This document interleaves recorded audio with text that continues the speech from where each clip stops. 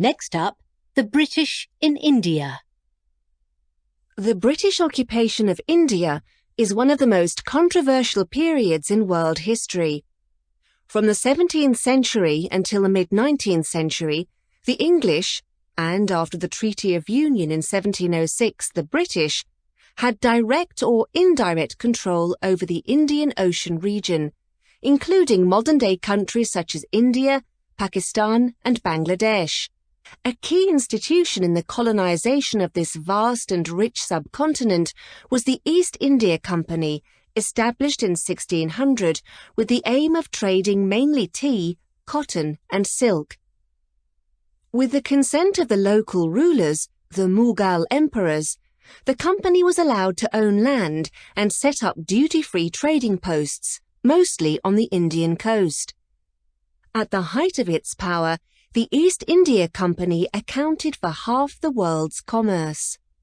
In 1857, after several months of increasing tension, the so-called Indian Mutiny broke out against the dominance of the British East India Company.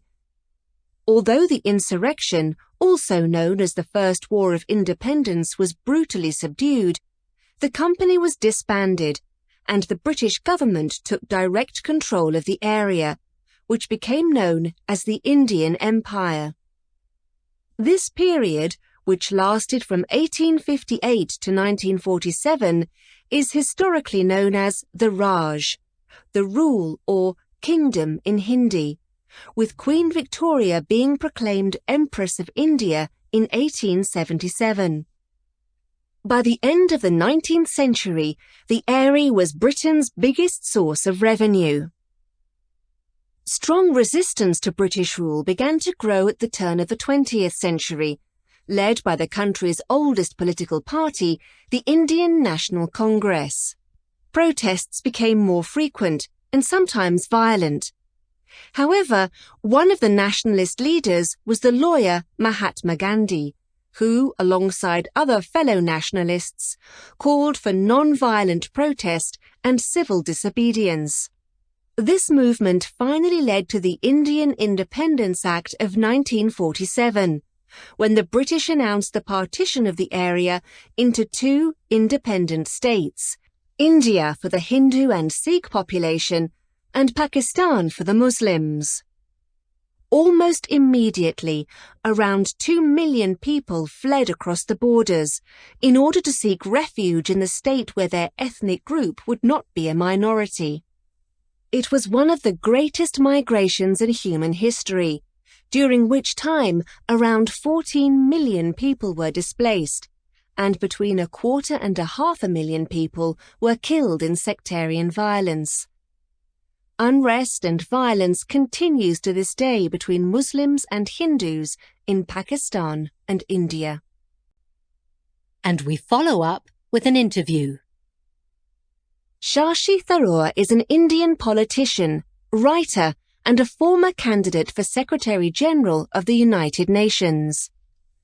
In his book, entitled Inglorious Empire, What the British Did to India in its British edition, he focuses public attention on Britain's 200-year rule in India.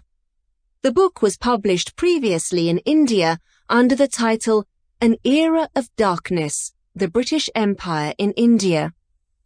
Tharoor's argument is that British rule destroyed the Indian economy and pushed the country back centuries, challenging the traditional view of the legacy of the British Empire in the region.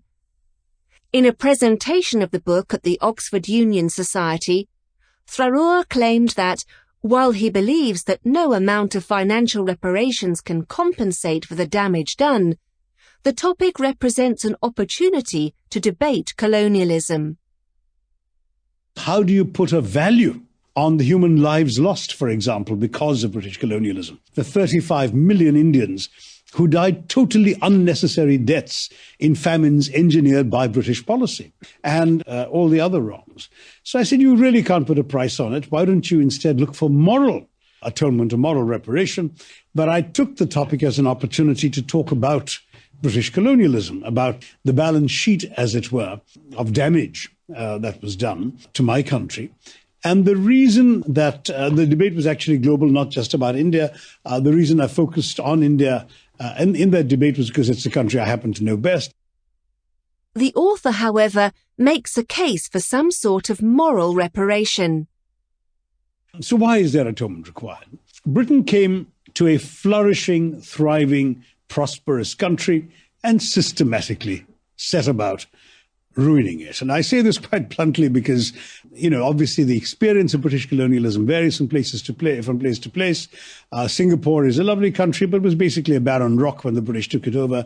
They built it using a lot of penal Indian labor, by the way. And, their experience in Singapore, for example, can't be compared to their experience in India. But in India, you had a country which was by far the richest country on earth at that time, accounting, according to the Oxford econometrician Angus Madison, for 27% of global GDP at the time.